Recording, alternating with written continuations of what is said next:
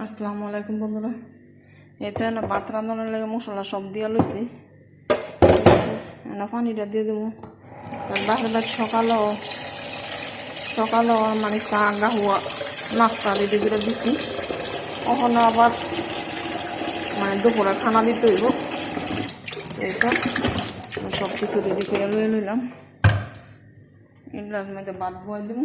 আর এই তো না চাল দিয়ে লইছি, ঠিক আছে। এখন তার বাহের বাড়ির লেগে সালাদ কেটে নিছি। তার বাহের বাড়িতে আর কোনো মানুষ নাই, বাইরের বাড়িতে আছে, বইনের বাড়িতে আছে, খালি জলে বাহের লাগে আর বাপ মার লাগে, আর কেউ এত জলে তাই মানে তাই অনেক করতেছে কে লেগে আমি যে যামু গা তখন তো তাই মানুষের বাড়িতে মাগিয়া খাওয়া লাগবো। এ লেগে তার এত বুদ্ধি, তার মাথার মধ্যে যত বুদ্ধি, মনে হয় বাংলাদেশে কেউ মাথাতে এত বুদ্ধি নেই।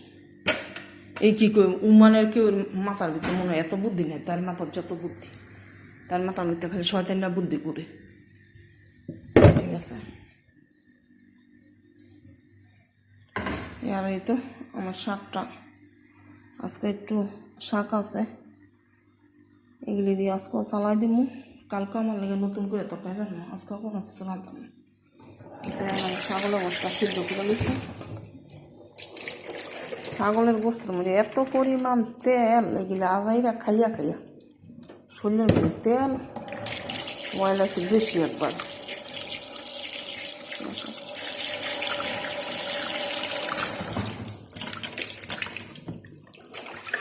মানে হেরা তো সিদ্ধ করে রাঁধে না, কিন্তু আমি সিদ্ধ করে রাঁধতে যাতে বন্ধ না করে।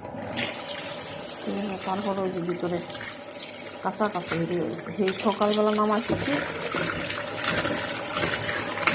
কিন্তু আমি করলাম খাই না, এই ঠিক আছে, আমি এটি খাই না। তারপর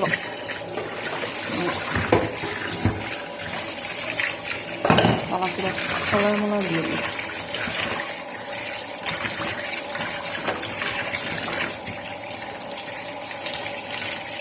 এবার কি দিয়ে দিই,